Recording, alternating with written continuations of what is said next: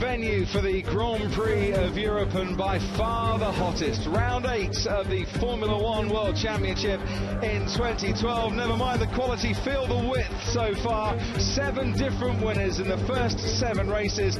We've also had 7 different drivers take second place as well. We might be going some to get an 8th different winner today, but you certainly wouldn't bet against it, given the unpredictability we've witnessed in the first few Grand Prix of this magnificent season.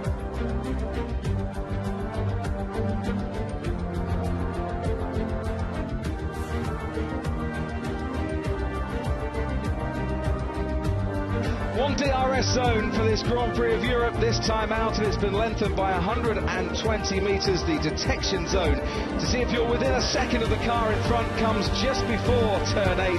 The activation zone pretty much 3/4 of the way down the straight towards turn 12. It's the harbour side, the 3rd different street track in a row, and can Sebastian Vettel make it 3 consecutive Grand Prix wins?